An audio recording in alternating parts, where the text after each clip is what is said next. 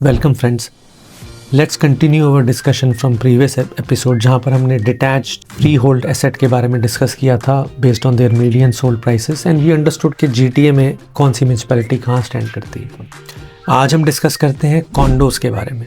Same मार्च 2026 का data है। 400K से ऑलमोस्ट 600K तक हमको मीडियन सोल्ड प्राइसेस दिखाई दे रहा है कॉन्डोज का। Let's try to understand. तो ये सारा डेटा है मार्च 2026 के ट्रेब MLS सेल्स के बेस पे। हाई राइज कॉन्डो जो है वो by design entry level asset होता है। एंट्री लेवल एसेट इसलिए कहते हैं उसको क्योंकि वो उसका प्राइस पॉइंट सबसे कम होता है when it comes to home ownership, या फिर ऐसे बोलें कि this is starting point into real estate. तो जो इसके अंदर फर्स्ट कैटेगरी है वो है एंट्री, यानी अंडर 500K के मीडियन सोल्ड प्राइस एरियाज में है। वो अगर आप ये ग्राफ तो दिखाई देता है Brampton 407K, Mississauga 489K, Toronto East 490K।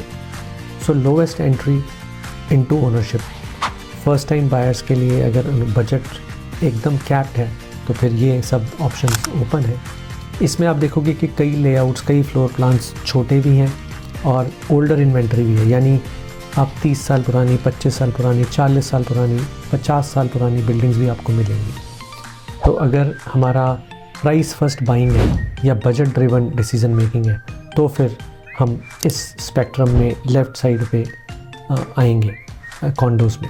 अब हम बात करते हैं मिड मार्केट, यानी 500K से 570K तक का जो ब्रैकेट है उसके अंदर कौन कौन से शहर आते हैं और वो कैसे एक दूसरे से स्टैक करते हैं। जैसे Oakville 523K give and take, Burlington at 527K, Markham at 563K और टोरंटो वेस्ट 565K। तो इस मिड सेगमेंट में आप देखोगे कि बिल्डिंग्स की क्वालिटी थोड़ी अच्छी हो गई, लेआउट थोड़े अच्छे हो गए, बैलेंस लाइफस्टाइल है, एक्सेस यानी कम्यूट ट्रांजिट फ्रेंडली है, स्ट्रॉन्ग एंड यूज़र डिमांड है, तभी यहाँ पे प्राइस थोड़ा एंट्री लेवल से ज़्यादा है।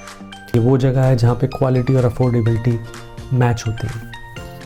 अब हम बात करते हैं प्रीमियम सेगमेंट, यानी वो म्यूनसिपैलिटीज़ 570K प्लस है मीडियन सोल्ड प्राइस, और वो हैं वॉन, टोरंटो सेंट्रल और रिचमंड हिल। ये वो एरियाज़ हैं जहाँ पर जॉब अपॉर्चुनिटीज़ सबसे ज़्यादा हैं और ग्लोबली रियल एस्टेट ऐसे ही काम करता है। जहाँ पर जॉब कोर होता है, सबसे ज़्यादा जॉब्स, ऑफिसेज, इंडस्ट्रीज़ होती हैं, मैन्युफैक्चरिंग होती है, सबसे ज़्यादा वहाँ पर रियल एस्टेट की डिमांड होती है। ट्रांजिट स्ट्रॉन्ग है इन सब नेबरहुड्स में, रेंटल टर्नओवर फटाफट होता है, तो प्रॉपर्टी वेकेंट कम रहती है, रीसेल की डिमांड है because of all these reasons, cool zone अच्छी है और लोकेशन ड्रिवन प्राइसिंग है। तो सबसे ज़्यादा प्राइसिंग यहाँ पर प्रीमियम इसीलिए है क्योंकि लोकेशन कमांड करती है। अब हम बात करते हैं कि कैसे डिसाइड करें कॉन्डो के लिए। जब हाई राइज कॉन्डो अगर हमको खरीदना हो तो आपको ये देखना चाहिए कि मेरा ये अपने रहने के लिए प्राइमरी होम है या investment property. That will change किस म्यूनसिपैलिटी में किस प्राइस पॉइंट पे आपको एंटर करना है।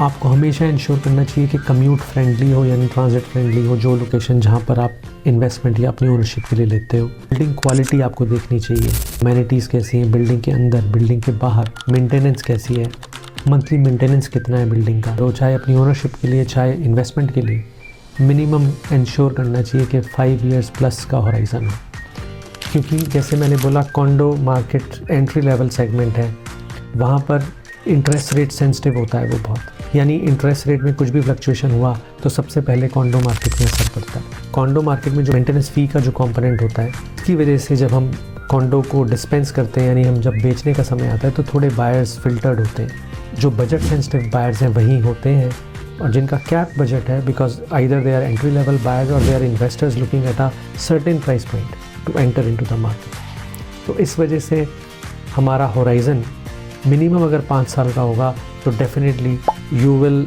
Make some equity, all likelihood in that property, अगर आपका एंट्री प्राइस ठीक था तो। बट अगर आपका होराइज़न 5 साल से कम है तो it could become little bit tighter at this time. Don't just enter the market, enter it right.